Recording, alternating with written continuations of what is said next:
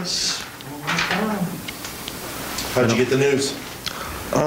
Actually, I got a few text messages saying I was going to the Sixers, and a few people telling me you're going to the Sixers, and it didn't seem right because I thought I was going to New Orleans. So it was just a bunch of mixed messages and everything, but eventually I was able to get the news, and it didn't hit me really until maybe like 5 or 10 minutes after, and I guess that's pretty awesome. Did you have a lot of contact? How many times did you work out for New Orleans? I didn't work out for them. You didn't? I didn't work out for Philadelphia as well. So I had about 12, 13 other workouts, and I did really good in them. So when I weren't picked by the teams that I worked out for, I just thought I was going to go undrafted. And I basically accepted it and was ready to move on and get ready for free agency. And then I get a call and text message that I was going number 47, was it? And I kind of was confused, so I called my guy, and he basically let me know everything that was going on. What was this night like for you, Russ? I mean, you just mentioned that you were confused, you know, a bit of it. What was the night? Was it an anxious night for you? It wasn't anxious, but I spent the first 8 picks after my friend Nick got picked. After that, I went into our little locker room area. I just started watching stuff on YouTube and battle raps. I didn't even watch the rest of the draft, the middle of the draft. Then I went in the car, listened to some music, and then when my friends came back, they said they were going to grab a bite. I asked them what pick they were on. I think they said 37, and I just decided to just go to the TV screen and to just see what was going on. And I seen what was going on, and I just prepared for the worst. And I'm just happy that I got an opportunity to be a part of a program that wants to get better. I spoke with the GM not too long ago, and I actually feel comfortable that they actually traded for me and they want me a part of their program, so that makes me feel a lot more comfortable, and that makes me even more ecstatic to get to work. And I just asked them, when do I get started, because all I need is an opportunity, and they've given me that. Back in this position that kind of you've always been, I know these nights are kind of frustrating, where you look at guys you feel like you could play better than maybe, but you get this chance again now to prove yourself. It's kind of like back again at Louisville, but you look forward to that. Well, could have been worse, could have went undrafted, but even so, that may have been a blessing in disguise. Nobody really knows. Everything is an opportunity. I can take a negative and turn it to a positive in some sort of way. I can take a positive and turn it to a negative as well. So the way I just tend to handle things is I just ask my guy Mike if it's the right situation. He'll tell me it is. I'll get the information that I've gotten from the Pelicans, and I took that as a great opportunity and a situation that I can just immediately go to summer camp and get to work. But I mean, as far as just proving stuff again, people know, the whole country knows what I'm capable of.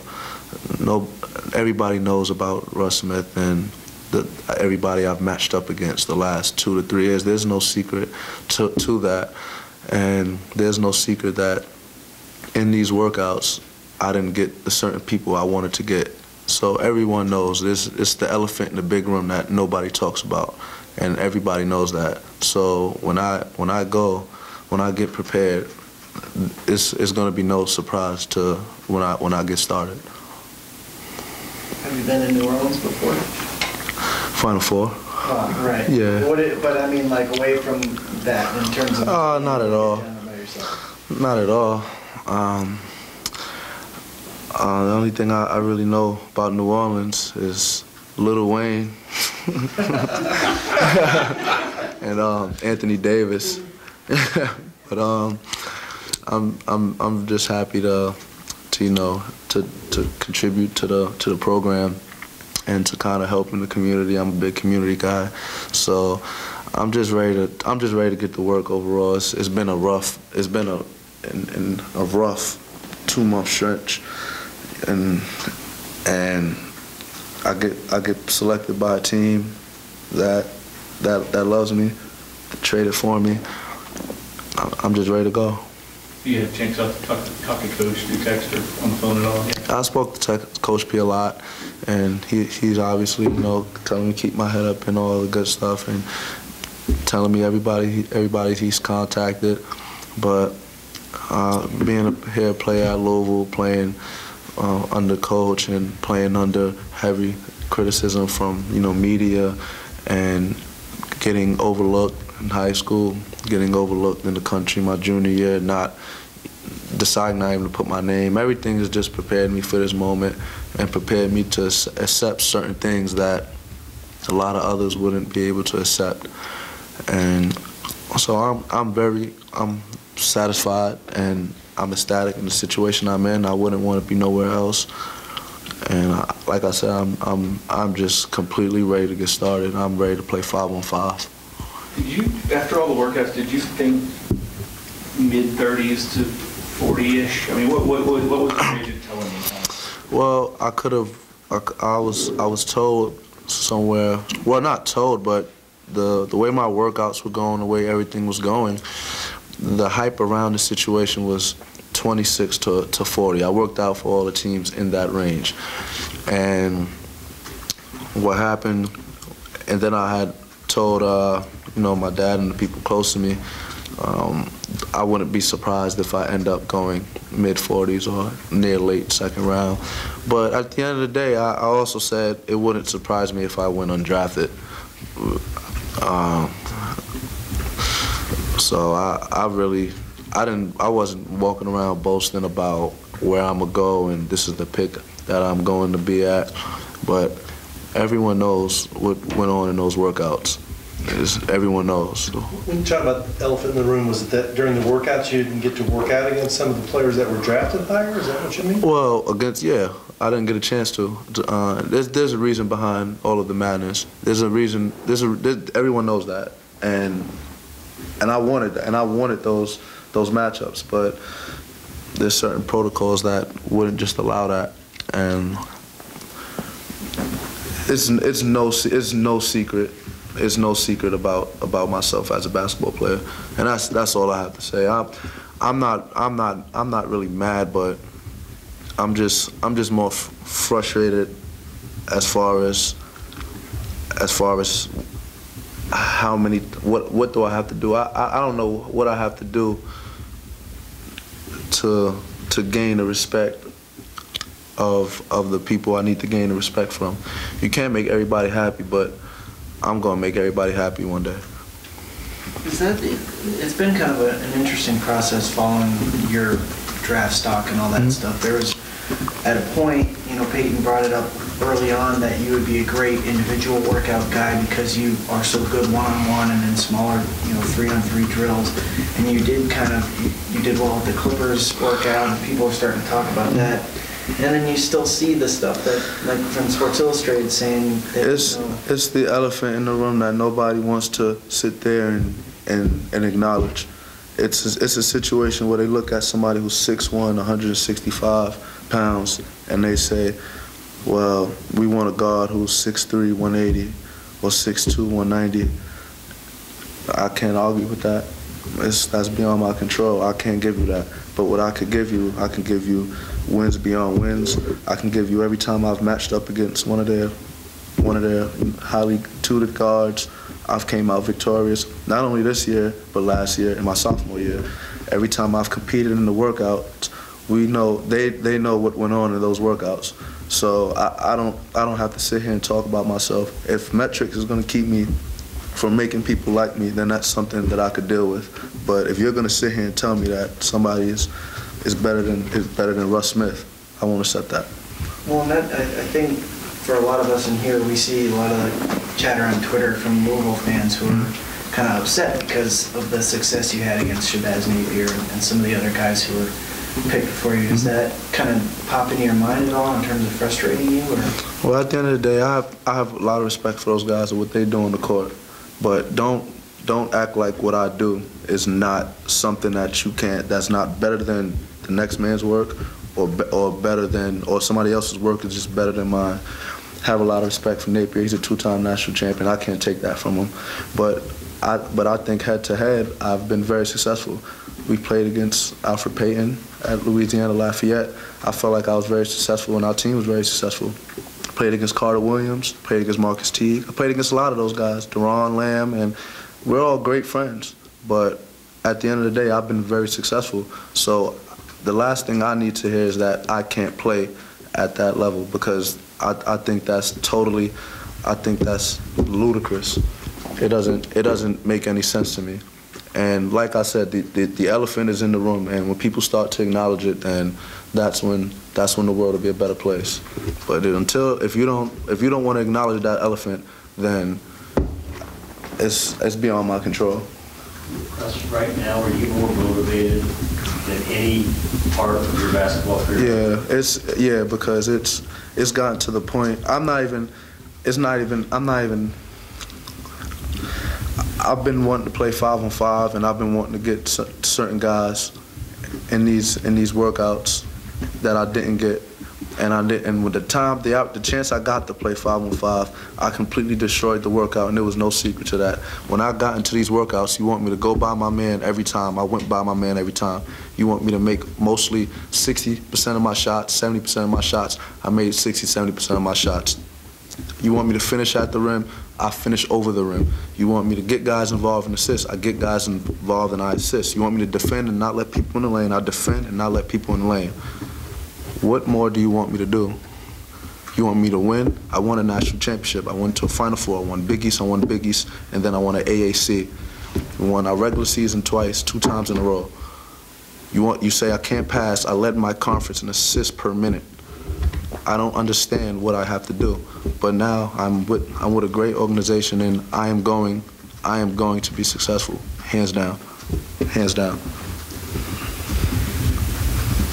What do you think it's going to take for you to maintain that level of success and stay in the league for a while?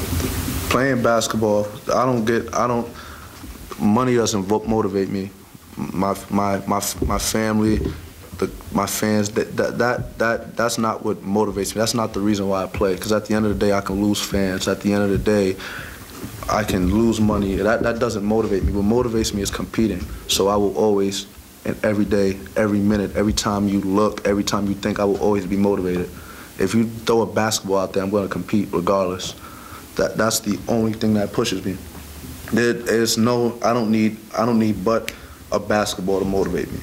So when you ask me what motivate, a basketball motivates me, not one single person, not a coach, not a rivalry, nothing. The only thing that motivates me is a basketball. Do you find it strange at all that like a team that drafted you is not one that worked you out? Not really, because I think a lot of teams sometimes may like to keep their picks secret, or who they bring in secret. But I'm happy. When I met with them, and it was in Chicago, that was actually one of my best interviews. So when I didn't get a workout, I didn't understand. It was kind of like cloudy. So I almost forgot about that team, that I actually interviewed with them until I seen them on the board, and I was like, wow, I had a really good interview with those guys. All of those guys is great, and I was like, man, that would be a nice situation. And I got the call that I was going there. I was like, wow, I feel almost at home, because when we interviewed, I felt like I was talking to my dad, Coach P, and all of my former coaches and some friends. It was very homely, and I'm glad to be a part of that organization. I'm ready to work. What did he put Mr. Dempsey tell you, or did you talk for a while? Yeah, I spoke to him on the phone, and it was, you know, he said, we traded for you. That means we like you a lot. We love your game. Everybody on our staff is a fan. And this is basically the same talk we had in Chicago. So this makes me very happy. And I'm already motivated, but this makes the motivation even sweeter because now I get a chance to perform for an organization that believes in me and that likes my game. So I think if I use this the right way, it'll make my game a lot sweeter, and I can definitely contribute to the organization. It doesn't even necessarily have to be playing. If it just has to be hard work, if it has to be cheering on guys, but I'm gonna compete. But just doing whatever I can to help this organization and even being a community, that's what's gonna make me a better player and a better teammate. Talk about Anthony. Did you get to know him at all? I mean, really? Not at all, but Wayne and Anthony are really close friends, and I hear a lot of stories about Anthony through Wayne, so he seems like a genuine guy and a great guy, so I don't even think it'll be too difficult. And with a guy like me that likes to compete, and a guy like Anthony who's obviously had success at the college level, he knows what it takes. I have no shame in going up to Anthony and asking him, you know, what's the way to do it, and I'm ready to work. You know they have an exhibition here with the upset? Yeah, but Slime told me, and is it against the Heat? Yeah. Yeah, Slime's a Heat fan, so he was on that. Do you know much about their roster and who they have and stuff? I know a few. I know they had a few guys. I know they had Drew, they had Brian, they had Eric, Tyreek, Ryan Anderson, Amino, and that's Rivers as well. So I'm very aware of the roster, but at the end of the day, I'm here to make it work. Whatever I gotta do to make it work. How does it make you feel like you'll have another game at the Yum Center? It's great. It's great. I thought my last game at the Yum Center ended pretty good. Who all did you have here? Were they friends from home or friends from here tonight? Tonight, my mom, my girlfriend, Sizzle, Slime. Those are my boys since freshman year, college. Big Nick, Dean Barnett used to be a manager here. Since these are all guys I've been since freshman year, and just a whole bunch of my other friends that I met. Jordan Bond, Phil Bond, his brother, obviously the son of Mr. Bond, and I basically had a little nice supporting group, and I'm glad they all came out, and that's it really. You said it's been a crazy 2 months. Mm-hmm. What does it feel like now that it's over? Oh, it feels good because I can direct my focus towards kind of everyone else. And when we start playing the 5-on-5 games and when I have to train, I can direct my focus into getting better as well. I can focus on improving in some of the areas that I want to improve in. But it may seem like I'm angry, but I'm very happy. Like, I'm totally happy. I mean, if you guys seen how this interview went, you would understand why I'm happy and why I'm ready to get to work. I can't let a group of guys like that down, so I got to get to work. Are you happy now that all that stuff is past and now it's basketball? Yeah. It was a lot of. I called my guy. I was like, I called my agent Mike. I said, Mike, I did good in that workout. I did everything they asked me to. I picked up full court. The guy couldn't bring the ball up off the floor. I went by my man. I was scoring the ball. I passed when I needed to.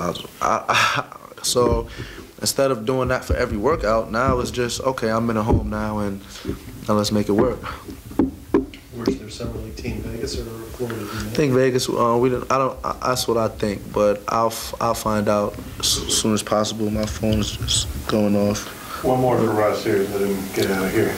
Are you going down there tomorrow for a press conference or anything? Not even sure yet. I'll find out everything tomorrow, or later tonight.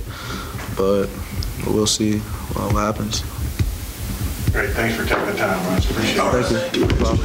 Thank you. Appreciate it.